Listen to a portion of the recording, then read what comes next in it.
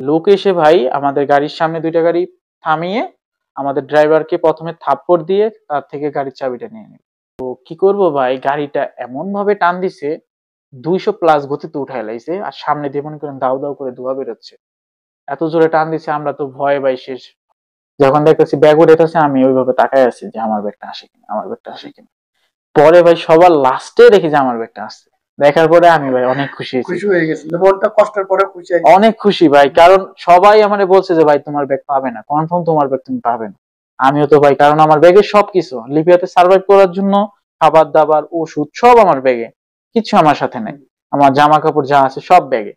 তো দেখে একটু খুশি লাগছে। পরে ভাই মিশর থেকে ছাড়ছে, ছাড়ার পরে টাইমিং কয়টা বাজে লিবিয়াতে, হয়তো বা তখন ২টার মতো বাজে, কারণ মিশর থেকে লিবিয়া যেতে বেশি সময় লাগে।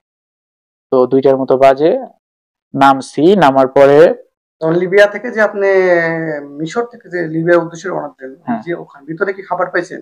মিশর থেকে হ্যাঁ ভাই, এটা দিছে, খাবার দিছে বলতে ভাই দেখেন, ওদের দেশে একটা কেক আছে, কেকের উপরে শুকনা গম থাকে না, শুকনা গম ছিটানো, পানি দিছে, একটা জুস দিছে আমাদের। মোটামুটি ভিতরে একটা সেবা যত্নের মতো হয়েছে। যাই হোক ভাই, এয়ারপোর্ট থেকে ভালো হয়েছে আলহামদুলিল্লাহ। তো দিছে, খাবার পরে ভাই সবাই একটু ভাই কি বলবো ভয়ও পাইছে। কেন ভয় পাইছি, কারণ যে বিমান ছিল ভাই অনেক পুরনো বিমান ছিল। আর যখন উড়বে বিমানটা ভাই এইভাবে কাঁপতেছিল, আমরা ভাবতেছি এই বিমান কি পথে যাইতে যেতে কি ব্লাস্ট হয়ে যায় কিনা। ভয় ছিলাম ভাই, অনেক পুরনো বিমান ছিল। লিবিয়ার হচ্ছে বিমানগুলো একদম এবং ভাই দেখেন বিমানের যে বালা থাকে না, তারাও রুট ব্যবহার করছে ভাই। আমি সিটে গিয়েছি, আমাকে মনে করেন যে বলবে না যে বসো, আমাকে এইভাবে ঘাত ধাক্কা দিয়ে বসাইছে। কি বলবো ভাই, এখন আমরা বাধ্য, ওদের কাছে বাধা কিছু বলতে গেলে ভাই আরো যদি কিছু করে ফেলে কি করবো। তো এটাই সহ্য করে নিছি ভাই, কি বলবো। পরে বসানোর পরে খাবার দাবার দিছে, দেওয়ার পরে ২ ঘন্টা ২.৫ ঘন্টা চলার পরে লিবিয়া নামছি, তখন রাত্র প্রায় ২টা বাজে। ২টা বাজে লিবিয়া নামার পরে বিমান থেকে নেমে আমাদের বাস দিয়ে রিসিভ করে যেই আপনার মেন ইমিগ্রেশন আছে ওই সামনে এনে দাঁড় করায় রাখছে। এখন এক একজন ডাইকে ডাইকে লোক নিয়ে যেতেছে যে এরকম এই ৩ জন আসো, এই ৫ জন আসো। এখন আমাদের তো ডাক আসতেছে না, আমরা এক দালালের বলতে এক এজেন্সির ৮ জন, আমাদের কারো ডাক আসতেছে না। সবার শেষে আমাদের ডাক আসছে, আসার পরে ভিতরে আসছি, ভিতরে এসে সেই ভাই সিরিয়ালের মধ্যে পড়েছিলাম, ওই সিরিয়ালে থাকতে থাকতে ১ ঘন্টা চলে গেছে। তারপরে যখন দেখছি যে কি কাজ করছে, আমার এয়ার পাসপোর্ট যখন আমার সামনে নিয়েছে, দেখার পরে দেখছি যে লিবিয়ান সিল মারতেছে, যে আমরা লিবিয়াতে থাকতে পারবো, সিল মারছে। মারার পরে ভাই দেখেন এখানে কি করতেছে, আমাদের প্রথমে একবার এয়ারপোর্টের বাইরে নিয়ে সিরিয়াল করে দাঁড়া করাচ্ছে, আবার ভিতরে আনছে, আবার বাইরে নিচ্ছে, আবার ভিতরে আনছে, আবার বাইরে নিচ্ছে, এইভাবে ৩-৪ বার করছে। করার পরে এখন আমাদের ব্যাগ দিবে না। তো আমরা সবাই সে যেখান দিয়ে ব্যাগ আসবে ওইখানে দাঁড়ায় আছি। এখন সবার ব্যাগ আসতেছে, আমার ব্যাগ তো আসতেছে না, কিন্তু আমি জানি যে আমার ব্যাগ আসছে, যেহেতু আমার ব্যাগ আমি দেখছি। ঠিক ভাই সবার শেষে দেখি যে আমার ব্যাগটা আসছে। আসার পরে ব্যাগটা নিয়ে ভাই অনেক খুশি হয়েছি, অনেক খুশি হয়েছি যে আমার ব্যাগটা পাইছি, মানে আমার সব পেয়ে গেছি। পোশাকটা চেঞ্জ করা যাবে, চাইলে কেউ কিছু খেতে পারবো, হ্যাঁ ভাই সব মানে সব দিক দিয়ে সুবিধা খুশি হয়েছি আলহামদুলিল্লাহ। পরে আসছি, আসার পরে আমাদের যে লোক আছে লিবিয়ান, সে আসছে, আসার পরে ২টা গাড়ি আনছে। গাড়ি আনার পর এক এক গাড়িতে ৪ জন করে গাড়িতে উঠাইছে। এখানে মানে তাদের আগে থেকে তথ্য ছিল যে আমরা আসবো, তো ওই অনুযায়ী আমাদের নিছে। তারা আমাদের মানে ছবি পরিচিত সবই দেওয়া তাদের কাছে। তারা আমাদের দেখে ডাক দিয়ে বলছে যে এখানে আসো। পরে গাড়িতে উঠছি, রাত্র প্রায় তখন ৪টা বেজে গেছে। ওই এয়ারপোর্টের মধ্যে আমাদের কিসের ঘুম ভাই, কি বলবো, ঘুমে টেনশনই তো পাচ্ছি না ভাই। আমাদের সাথে এরকম করতেছে কে, ওইরকম করতেছে কে, আর কিরকম অমানবিক ব্যবহার করতেছে। পরে ভাই গাড়িতে উঠছি, যাক ওইখানে তেমন কোনো, কারণ যেহেতু আমাদের টাকা ধরতে গেলে টাকা দিয়ে আমরা আসতেছি, তো এখন তো আমাদের কিছু করবে না। তো এরকম ওইখানে আরামে আসছি, সামনে ১ জন বসছি, পিছনে ৩ জন বসছি, যেরকম নর্মাল গাড়িতে বসা হয়। বসার পরে আসছি, আসার পরে একটা গেটের সামনে আমাদের বলছে যে নামবা না, আমরা যখন বলবো তখন নামবো। তো সেম তারা গেটের সামনে টোকা দিচ্ছে, একজন বাঙালি ভাই বের হইছে। বের হওয়ার পরে সে বলতেছে যে নাম। নেমে ভাই একটা সেকেন্ড ওয়েট করতে পারি নাই, আমাদের যে ব্যাগ, ওই ব্যাগটা আমাদের আনতে দেয়নি। তারা বলছে তোমরা আগে ঘরে ঢোকো, তারপরে তোমাদের ব্যাগ আমরা আনতেছি। ঠিক কিভাবে আমরা ঘরে ঢুকছি, ঢোকার পরে তারা আমাদের ব্যাগ এনে দিচ্ছে, তারাই এনে দিচ্ছে, আমাদের আনা লাগে নাই। এনে দেওয়ার পরে এখন রাত্র প্রায় ৪:৩০ বেজে গেছে। এখন বলে যে যা খাবার আছে তা খাও। তো ভাই দেখি যে শুধু ডাল আর ভাত, তাও মনে করেন যে আমরা ৮ জন মানুষ, ৮ জন মানুষের হবে না। তো ভাই তখন কি গলা দিয়ে খাবার যায়, এমন দেশে আইছি, জীবনের একটু গ্যারান্টি নেই যে বাঁচবো কি বাঁচবো না। তো যাই হোক টুকটাক খেয়ে এখন ঘুমাবো ভাই। দেখেন লিবিয়া কি অবস্থা, যে রুমে থাকতে পারে 10 জন ওই রুমে 30 জন ঢুকাইছে, ঢুকানোর পরে আমাদের নিচে। বিপদ কখন শুরু হলো লিবিয়া? এই তো বিপদের শুরু ভাই। দেখেন না ভাই কি, যে ভয় পাইছি ভাই যখন আমাদের রাখছিল, এটা বলতেছি। তো এখন ঘুমাবো কোথায়? 8 জন লোক, 30 জন রাখছে ভাই, 3টা রুমে 30 জন লোক রাখছে, মানে একটু জায়গা নাই যে আমরা থাকবো। আর যে ঠান্ডা ভাই, কনকনে ঠান্ডা। আমরা শীতের মধ্যে গেছি, ডিসেম্বর মাসের শেষ দিয়ে, তাও আবার জানুয়ারি শুরুতে, তো পুরো শীতের মধ্যে আমরা। তো লিবিয়াতে পুরো শীত, কি করবো এখন, আমাদের জায়গা হয় না। তো আমাদের 5 জন লোক কি করলো, 3 জন ওইখানে রেখে বাকি 5 জন যারা আছে অন্য একটা ভবনে নিয়ে আসলো। এখান থেকে প্রায় 5 মিনিট লাগে হেঁটে যাইতে। হাইটে হাইটে নিয়ে এসে এবং চুপিসারে বলছে যে কেউ আওয়াজ করবে না, একেবারে চুপিসারে হাইটে আসবে। তো চুপিসারে হাঁটছি, আসার পরে দেখি যে এইভাবে খালি রুম ভাই, কিছু নাই কিছু নাই। তারপর বলতেছে যে পাশের রুমে তোমাদের বেড আছে, বেড এনে শুয়ে। বেড বলতে ওই ফোম আছে, ফোম আছে প্লাস চাদর আছে। যাই হোক ভাই, এখানে যেহেতু টাকা দিয়ে আসছি একটু ভালো খাতিরদারি করছে। খাতিরদারি বলতে কি ভাই, এই চাদর ছিল, শীতের মধ্যে যা থাকে, কিন্তু হিটার ওটার কিছু ছিল না। চাদর ছিল, একটা করে চাদর দিছে, একটা করে বালিশ দিছে, আর ফোম দিছে। 5 জন ওই দিন যেমনি হোক রাতে একটু ঘুমাইছি। ঠিক সকাল 7টা বাজে একটা গাড়ি আসছে, এসে আমাদের 5 জন থেকে 2 জন নিয়ে গেছে। আপনারা নিজেন? না, আমার নেয় নাই, অন্য 2 জন নিয়ে গেছে। 2 জন হচ্ছে লিবিয়ায় কাজ করার জন্য গেছে, তাদের আলাদা করে ফেলছে। 5 জন থেকে 2 জন আলাদা করে ফেলছে। এখন আমরা এক রুমে শুধু 3 জন, একটা ভবনে এক রুমে 3 জন, আর কেউ নেই ভাই। দেখেন না কি ভয়টা পাইছে একদিন রাতে, তো ভাই মানে কি বলবো, আমি ভাবছি সত্যি মনে হয় আমাদের তুলে নিয়ে যাবে। কি হয়েছে বলতেছি ভাই, মানে অনেক ভয় পাইছি আমরা। রান্না করতেছি, হঠাৎ করে সমস্যা হয়েছে। তো ওই দিন গেল, এখন বলতেছে ক্ষুধা লাগছে। একজন লোক আসছে, যে ভাই আমাদের রিসিভ করছে প্রথমে রাত্রেবেলা। ওই ভাই বলতেছে যে তোমাদের ফ্রিজে খাবার রাখা আছে, নিজেদের খাবার নিজেরা রান্না করে খাবে। পরে জায়গায় দেখি ভাই কয়দিনের 15 মুরগি জানি না, মুরগির মনে করেন যে তেল থাকে না, একেবারে জৈমা, মনে হয় যে ভাই গন্ধ বের হয় না, ফ্রিজে রাখছে বের, জৈমা একেবারে নষ্ট হয়ে গেছে। এখন কি করবো, ওইগুলো রান্না করে খাইছি। ওই দিন খাওয়ার পরে পরে বিকালে আসছে। আসার পরে দেখেন ভাই কি অমানবিক তারা। বাসায় একটু কথা বলবো, বলে যে 10 মিনিটের বেশি কথা বলতে পারবো। 10 মিনিটের মধ্যে ভাই অনলাইনে আছে কি না, লিবিয়ার তো বাংলাদেশের টাইমও তো ডিফারেন্ট, প্রায় 4 ঘন্টা ডিফারেন্ট, তাই না? তো 10 মিনিটের মধ্যে কি হয়? তো প্রথম দিন আসছে, 10 মিনিট সময় দিছে, এখন 10 মিনিটের মধ্যে কেউ লাইনে নেই। এখন কি করবো, ভাই কেউ তো লাইনে নাই, একটু ওয়েট করেন। ওয়েট করা যাবে না, তোমরা ভয়েস দিয়ে দাও। এখন ভাই আমরা তাদের কাছে বাধ্য, কি করার আছে, উপায় নেই। উপায় নাই, কি করব। পরে আমরা এরকম তাদের ভয়েস দিয়ে রেখে দিছি, তারা চলে গেছে। ওই দিন রাতে আসে নাই। আমরা যে খাবার রান্না করছিলাম ওই খাবারই খাইছি। খাবার খাওয়ার পরে পরের দিন ভাই কি হয়েছে, এরকম সকালে ঘুমায় আছি, আমাদের দোতলা থেকে ভাই আওয়াজ হচ্ছে, মনে হয় যে কি কাউকে অনেক জোরে জোরে পিটাইতেছে, অনেক জোরে জোরে ভাই, ঠাস ঠুস করে আওয়াজ আসতেছে। তারপরে মনে করেন যে কাউকে যদি দেওয়ালের সাথে ধাক্কা দেয় না, যেরকম একটা আওয়াজ হয় ওইরকম আওয়াজ আসতেছে ভাই। আপনার মধ্যে একটা আতঙ্ক আতঙ্ক না ভাই, আমরা কি ভাই কি হলো, এরকম এরকম আওয়াজ আসতেছে কেন, সবাই তো ভয় নাই ভাই, কারণ একটা রুমে আমরা 3 জনই, আর কেউ নাই ভাই। আমরা এই ভয়ে বাঁচি না যে ওইখানে রাখছে 30 জন, আমাদের 3 জনকে এখানে আলাদা রাখছে, এই ভয়ে আমরা বাঁচি না। কি করবো এখন, এই ভয়ে ভাই, ভয় নিয়ে থাকতেছে। উপর থেকে তো আওয়াজ হয়, সাহস হয় না যে উপরে যাব। গেট খুলতে বারণ করছে, গেটের বাইরেও যেতে পারি নাই।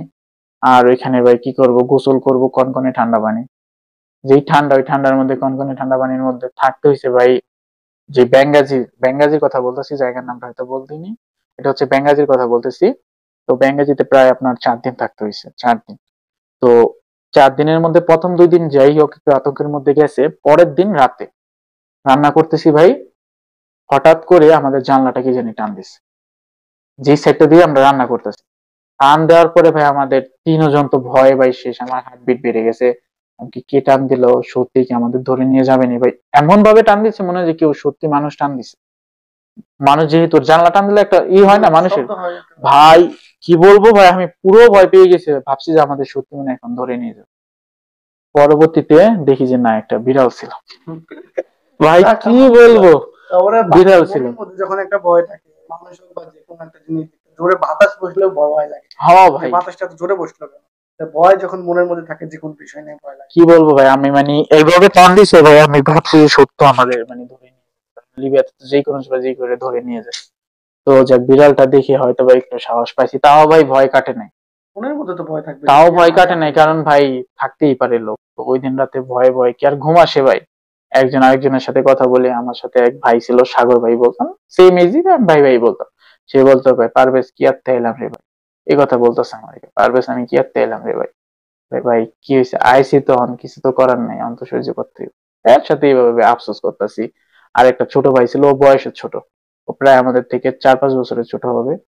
ও ছিল, এখন ওরে তো ভাই সান্ত্বনা দিয়ে রাখতে হয়, ছোট যেহেতু ওরে সান্ত্বনা অবশ্যই। দিয়ে রাখছি আমরা বড় দুইজন। আমরা বড় দুইজন নিজেরা আফসোস করছি। কি করব, 4 দিনের মাথায় 3 দিনের দিনে কি করলো, আমাদের মেডিকেল করতে নিয়ে যাবে, রক্ত দিতে হয়, কেন দিতে হয় জানি না, রক্ত দিতে হবে। তো আমাদের এক রুমে 3 জন ছিলাম, আর অন্য যেখানে 30 জন রাখছে ওইখান থেকে একজন নিয়েছে, মানে মোট 4 জন। 4 জনের একটা ড্রাইভার আসছে, ড্রাইভারের নামটা বেলাল না কি জানি ছিল, সঠিক মনে নাই। সে নিয়ে গেছে একটা নার্সের কাছে, রক্ত দিছি ভাই। ফার্স্ট টাইম ওইভাবে মানে আমার রক্ত নেওয়া হয় নাই, একবার শুধু বাংলাদেশে রক্ত পরীক্ষা করছে, তাই ব্যথা পাইছি। তাকে যা বাদ দেন, ওইটা অত না। তো ব্যথা তো দিছে ভাই, অনেক জোরে রক্ত নিছে। রক্ত কালার দেখি ভাই কুচকুচে কালো হয়ে গেছে, কুচকুচে কালো, এবং চুল যেরকম কালো না ওই রকম কালো হয়ে গেছে রক্তের কালার। এটা হয়তো বা ঠান্ডার কারণে হইতে পারে। তো রক্ত নেওয়ার পরে দেখছে যে কোনো সমস্যা নাই, রিপোর্ট দিছে। রিপোর্ট দেওয়ার পরে আমরা চলে আসছে। আসার পরের দিনে বলতেছে যে এরকম তোমাদের 4 জনকে, 4 জন না সরি 8 জনকে ওইখানে আরো 5 জন অ্যাড করছে আমাদের সাথে। ওইখানে যারা ছিল তা ওইখান থেকে আরো 5 জন অ্যাড করছে, বলছে যে তোমাদের 8 জনকে ত্রিপুরীতে নিয়ে যাওয়া হবে। এইখান থেকে বড় বিপদ শুরু হয়েছে। আমরা ভাই কি বলবো, জীবনও ভাবতে পারি না যে আমরা বেঁচে আসতে পারবো এখানে, যা হয়েছে আমাদের সাথে। তো বেঙ্গাজিতে তখন কয়টা বাজে, হয়তো বা 1টা বাজে, 1টা বাজে রওনা দিছে। তো ভাই কি করলো, প্রথমে যে ড্রাইভার আমাদের মেডিকেল করতে নিয়ে গেছে, সে এক জায়গায় নিয়ে অন্য একটা গাড়িতে উঠাইছে। অন্য একটা গাড়িতে উঠাইছে, গাড়ির ড্রাইভারের নাম ছিল হচ্ছে বেলাল মেবি, বেলাল ছিল। সে হচ্ছে লিবিয়ানি কিন্তু কালো, লিবিয়ানি কালো। আমরা ভাবছি যে নাইজেরিয়ান বা এই জাতীয় কিছু, কালোরা এটা বিষয়। তো পরে দেখছি না সে লিবিয়ানি। তো সে আমাদের ভালোই আনছে ভাই, মোটামুটি রাত্র 11টা পর্যন্ত ভালোভাবে আইছে। আসার পরে যখন মানে ওইটা সবাই ভাই এই ক্ষেত্রে যারা বেঙ্গালি থেকে ত্রিপুরি আসে, তারা যারা আছে তারা বাস্তব অভিজ্ঞতা দেখতে পারবে যে একটা রেস্টুরেন্ট থামায়। তো এখানে থামানোর পরে মানে খাবারের বিরতির জন্য থামায়। তখন রাত্র প্রায় 11টা বাজে। পুরো পথ ভাই ভালো আসছি, কোনো বিপদ আপদ কিছু হয় নাই। কোনো চেকিংও হয় নাই যে আমাদের চেক করবে, চেকিংও হয় নাই। চেকপোস্ট তো শুরু হয়েছে পরে, আপনার মিশরাতের পরে হচ্ছে চেকপোস্ট শুরু হয়েছে, তখন তেমন চেকিংও হয় নাই। তো নামছি, খাবার দাবার খেয়ে 1 ঘন্টা রেস্ট নিছি। 1 ঘন্টা মানে খাবার দাবার সহ 1 ঘন্টা নিছি। নেওয়ার পরে গাড়িতে উঠছি।